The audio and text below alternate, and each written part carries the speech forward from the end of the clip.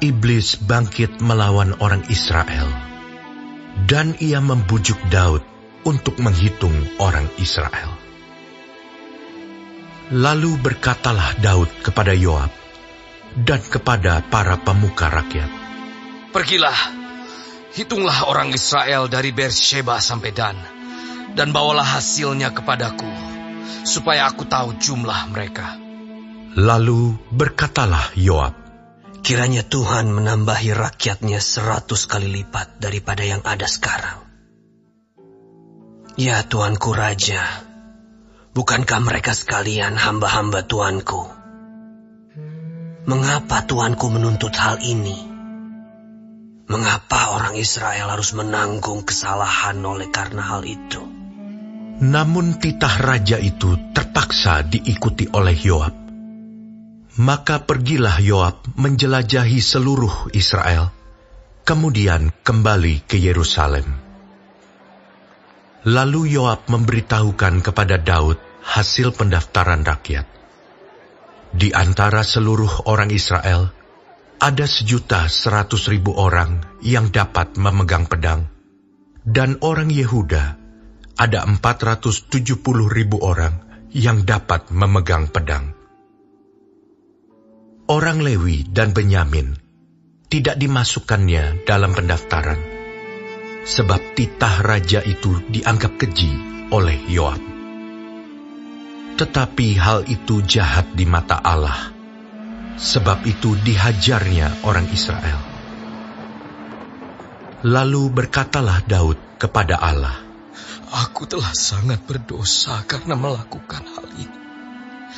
Maka sekarang jauhkanlah kiranya kesalahan hamba-Mu, sebab perbuatanku itu sangat bodoh." Tetapi berfirmanlah Tuhan kepada Gad, pelihat Daud, "Pergilah, katakanlah kepada Daud, beginilah firman Tuhan. 3 perkara kuhadapkan kepadamu. Pilihlah salah satu daripadanya, maka aku akan melakukannya kepadamu." Kemudian datanglah Gad kepada Daud, lalu berkatalah ia kepadanya, "Beginilah firman Tuhan, haruslah engkau memilih 3 tahun kelaparan, atau 3 bulan lamanya melarikan diri dari hadapan lawanmu, sedang pedang musuhmu menyusul engkau, atau 3 hari pedang Tuhan, yakni penyakit sampar, ada di negeri ini, dan malaikat Tuhan mendatangkan kemusnahan di seluruh daerah orang Israel. Maka sekarang timbanglah, jawab apa yang harus kusampaikan kepada yang mengutus aku." Lalu berkatalah Daud kepada Gad, "Sangat susah hatiku. Biarlah aku jatuh ke dalam tangan Tuhan, sebab sangat besar kasih sayangnya. Tetapi janganlah aku jatuh ke dalam tangan manusia." Jadi Tuhan mendatangkan penyakit sampar kepada orang Israel. Maka tewaslah dari orang Israel 70.000 orang. Pula Allah mengutus malaikat ke Yerusalem untuk memusnahkannya. Dan ketika hendak dimusnahkannya, maka Tuhan melihatnya, lalu menyesallah ia karena malapetaka yang hendak didatangkannya itu. Lalu berfirmanlah ia kepada malaikat pemusnah itu, "Cukup, turunkanlah sekarang tanganmu itu." Pada waktu itu, malaikat Tuhan itu sedang berdiri dekat tempat pengirikan Ornan, orang Yebus. Ketika Daud mengangkat mukanya, maka dilihatnyalah malaikat Tuhan berdiri di antara bumi dan langit, dengan di tangannya pedang terhunus yang diacungkan ke atas Yerusalem. Lalu dengan berpakaian kain kabung, sujudlah Daud dan para tua-tua. Dan berkatalah Daud kepada Allah, "Bukankah aku ini yang menyuruh menghitung rakyat? Dan aku sendirilah yang telah berdosa dan yang melakukan kejahatan. Tetapi domba-domba ini, apakah yang dilakukan mereka? Ya Tuhan Allahku, biarlah kiranya tangan-Mu menimpa aku dan kaum keluargaku. Tetapi janganlah tulah menimpa umat-Mu." Kemudian malaikat Tuhan menyuruh Gad mengatakan kepada Daud bahwa Daud harus pergi untuk mendirikan mezbah bagi Tuhan di tempat pengirikan Ornan, orang Yebus itu. Lalu pergilah Daud sesuai dengan perkataan Gad yang diucapkannya demi nama Tuhan. Ornan sedang mengirik gandum. Ketika ia memalingkan diri, dilihatnyalah malaikat itu. Keempat anaknya yang bersama-sama dengan dia menyembunyikan diri. Ketika Daud sampai kepada Ornan, maka Ornan mengangkat mukanya dan melihat Daud. Lalu keluarlah ia dari tempat pengirikan. Kemudian sujudlah ia kepada Daud dengan mukanya ke tanah. Berkatalah Daud kepada Ornan, "Berikanlah kepadaku tempat pengirikan ini, supaya aku mendirikan di sini mezbah bagi Tuhan. Baiklah, berikan itu kepadaku dengan harga penuh, supaya tulah ini berhenti menimpa rakyat." Jawab Ornan kepada Daud, "Ambillah, dan baiklah tuanku raja melakukan apa yang dipandangnya baik. Lihatlah, aku berikan lembu ini untuk korban bakaran, dan eretan-eretan pengirik ini untuk kayu bakar, dan gandum untuk korban sajian. Semuanya itu kuberikan."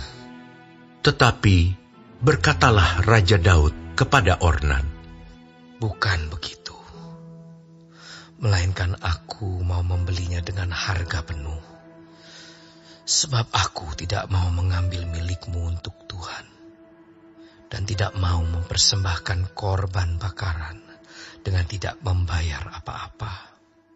Maka Daud memberikan kepada Ornan sebagai bayaran tempat itu emas seberat 600 shikal.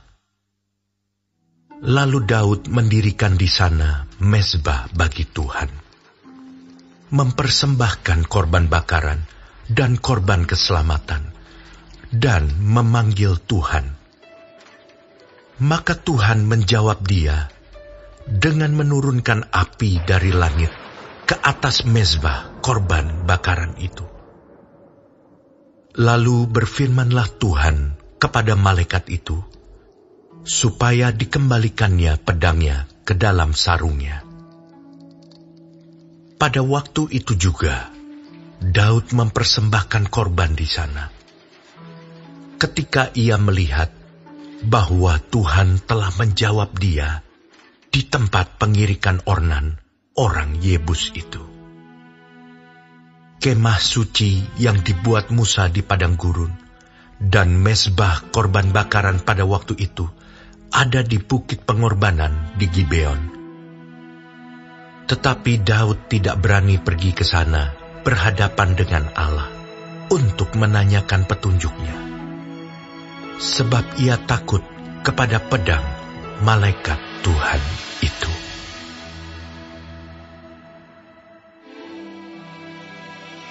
Lalu berkatalah Daud, "Disinilah rumah Tuhan Allah kita, dan disinilah mezbah untuk korban bakaran orang Israel." Daud menyuruh mengumpulkan orang-orang asing yang ada di negeri orang Israel.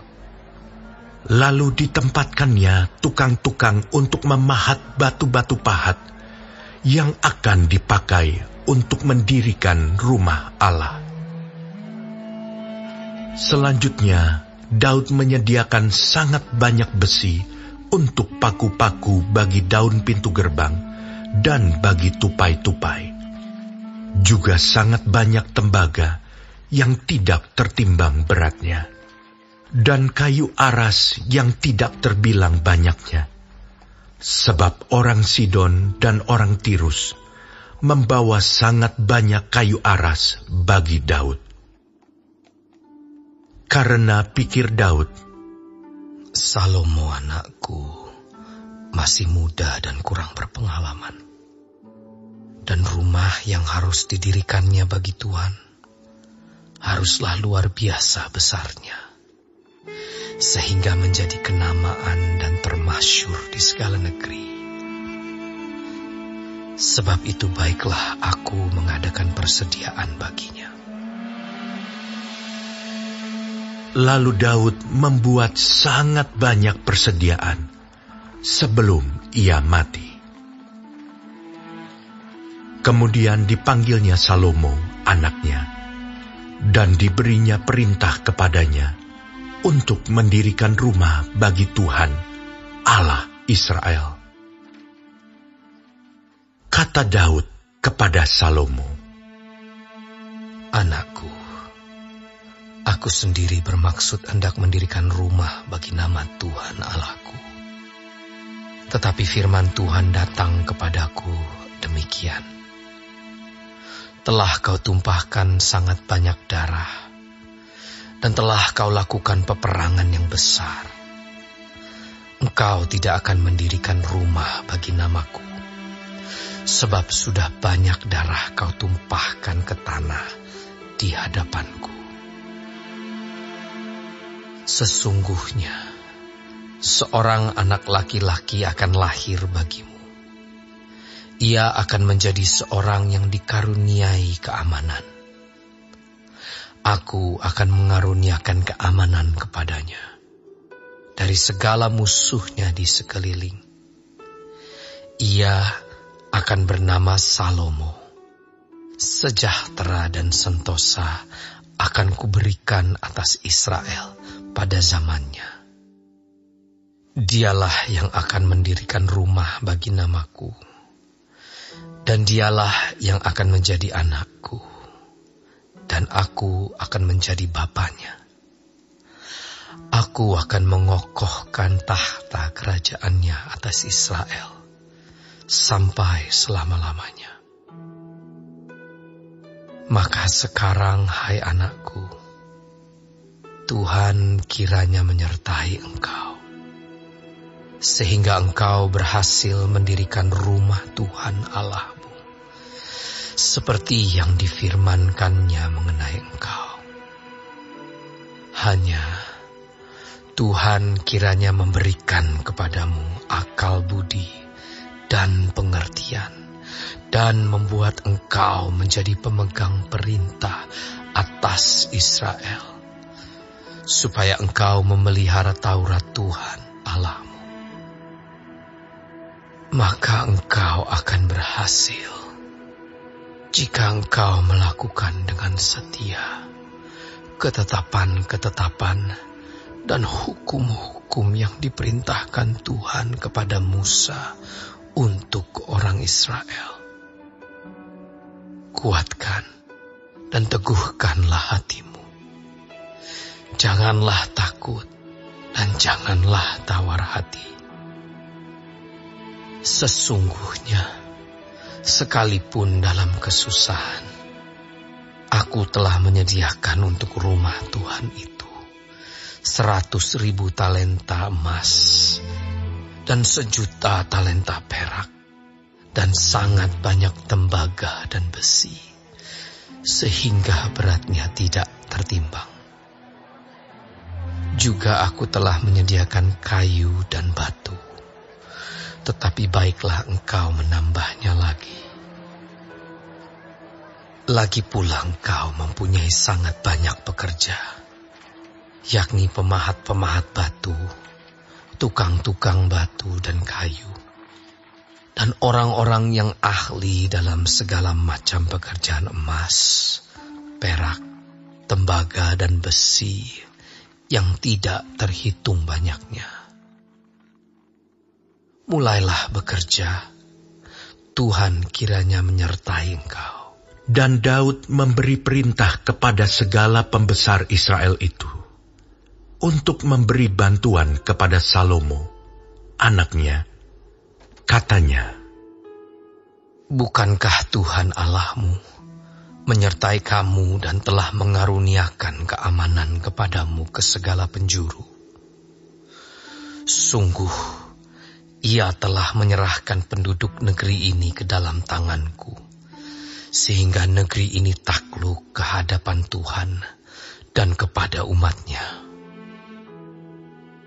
Maka sekarang, arahkanlah hati dan jiwamu untuk mencari Tuhan Allahmu. Mulailah mendirikan tempat kudus Tuhan Allah, supaya tabut perjanjian Tuhan dan perkakas kudus Allah dapat dibawa masuk ke dalam rumah yang didirikan bagi nama Tuhan."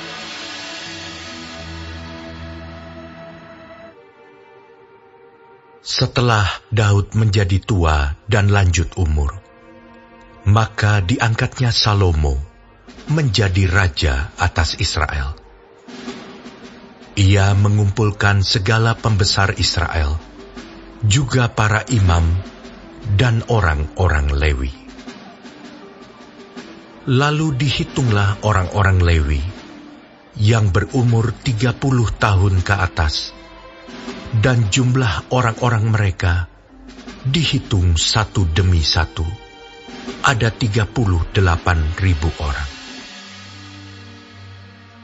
Dari orang-orang ini, 24.000 orang harus mengawasi pekerjaan di rumah Tuhan. 6.000 orang harus menjadi pengatur dan hakim. 4.000 orang menjadi penunggu pintu gerbang.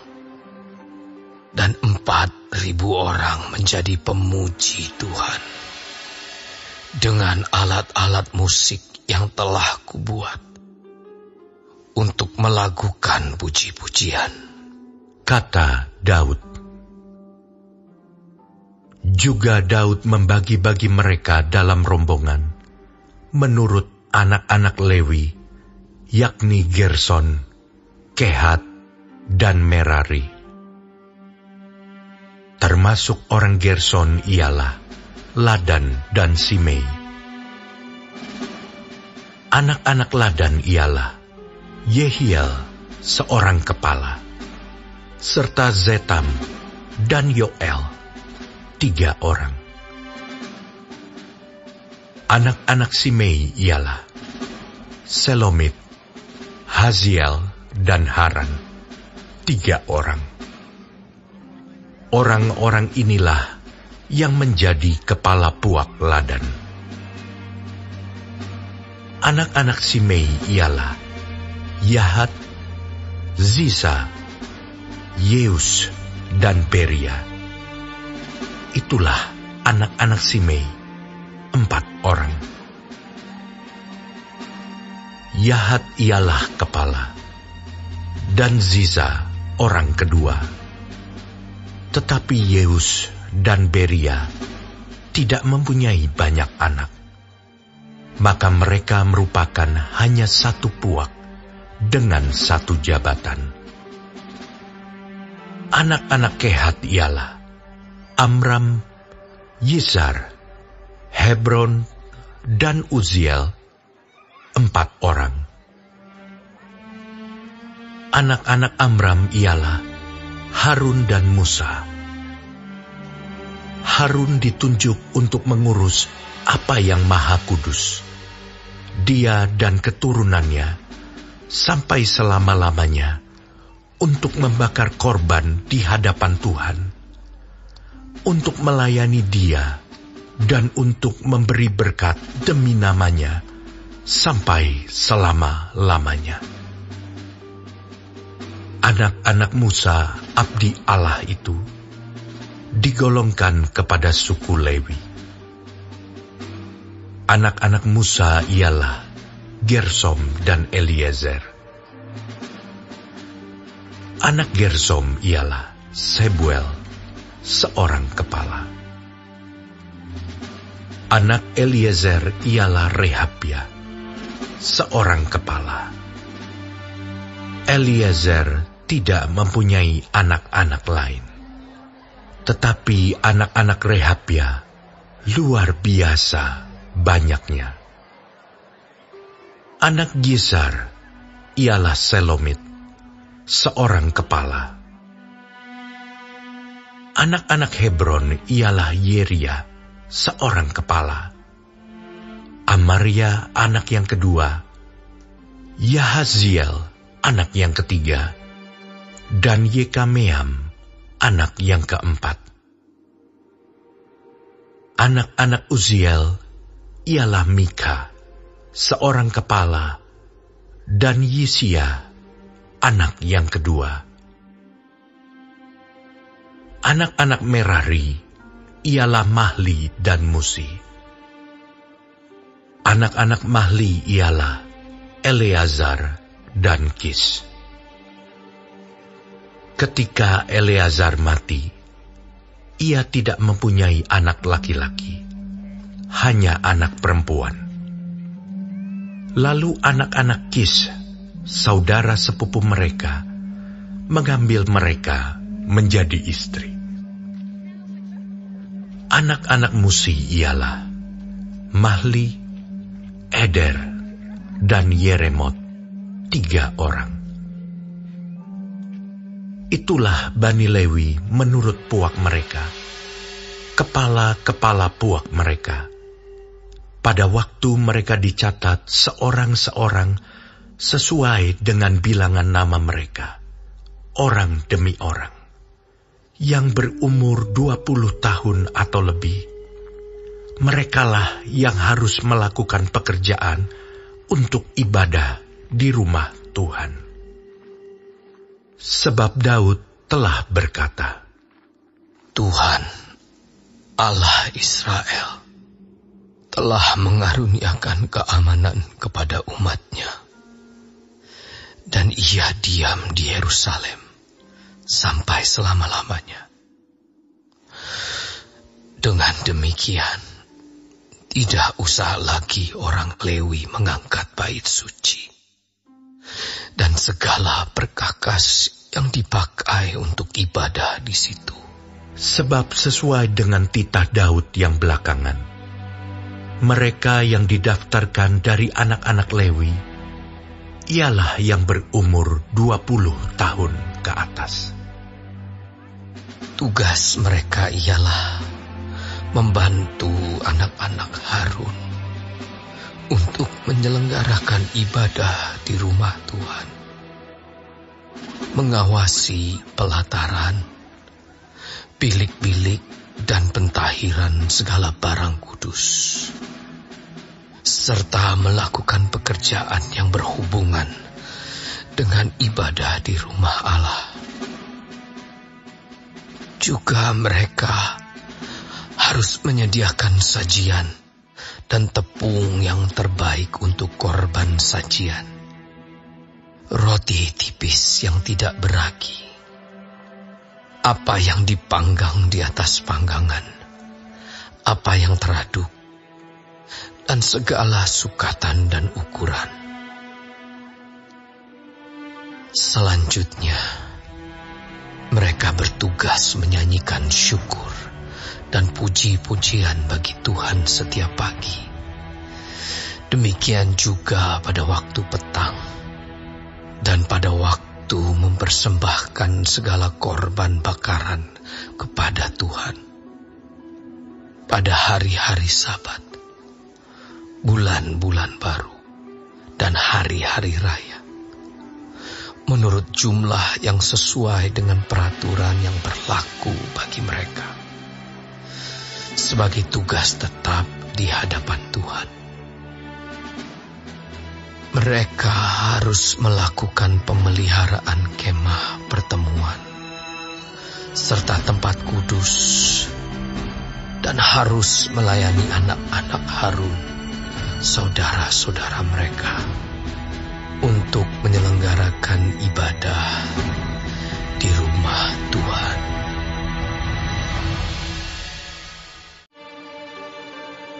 Inilah rombongan-rombongan anak-anak Harun.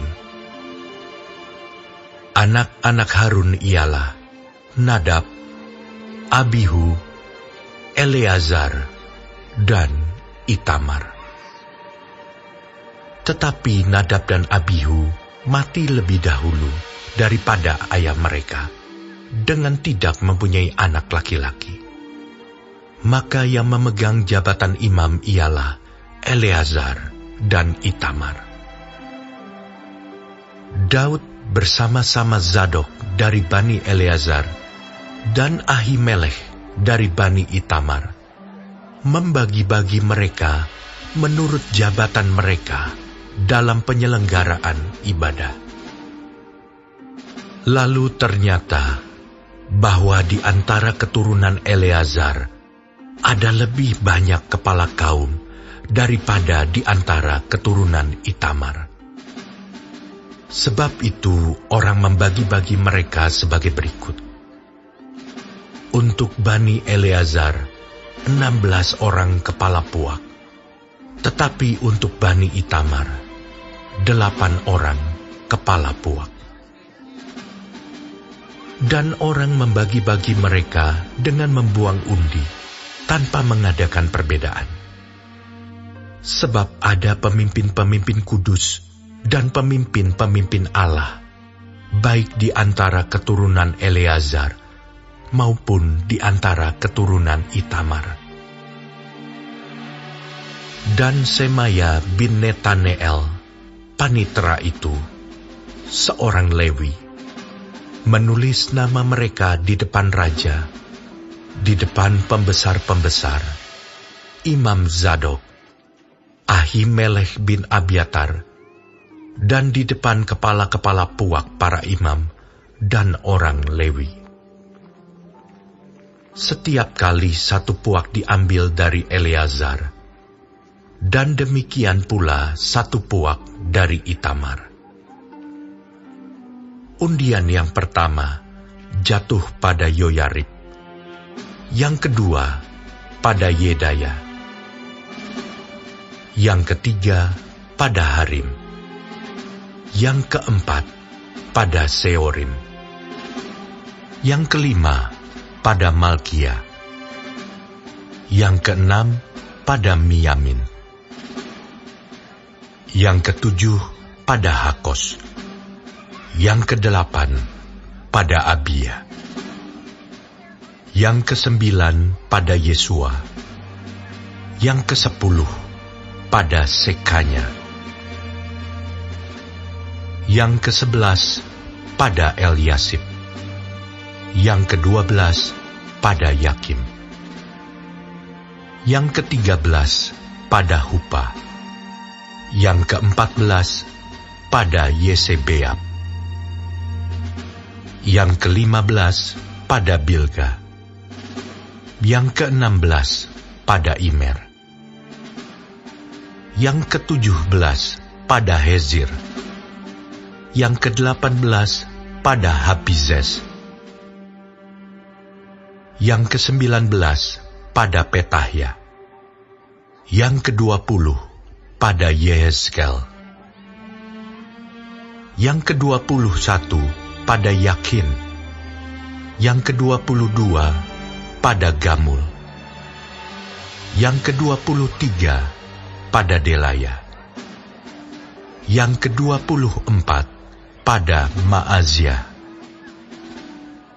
Itulah jabatan mereka dalam menyelenggarakan ibadah setelah mereka masuk rumah Tuhan, sesuai dengan peraturan yang diberikan kepada mereka dengan perantaraan Harun, bapa leluhur mereka, seperti yang diperintahkan kepadanya oleh Tuhan Allah Israel. golongan yang masih tinggal dari Bani Lewi, dari anak-anak Amram ialah Subael. Dari anak-anak Subael ialah Yehdeya. Dari anak-anak Rehabia ialah Yisia, seorang kepala. Dari orang Yishar ialah Selomot. Dari anak-anak Selomot ialah Yahat. Anak-anak Hebron ialah Yeria, seorang kepala, Amaria, anak yang kedua, Yahasiel, anak yang ketiga, dan Yekameam, anak yang keempat.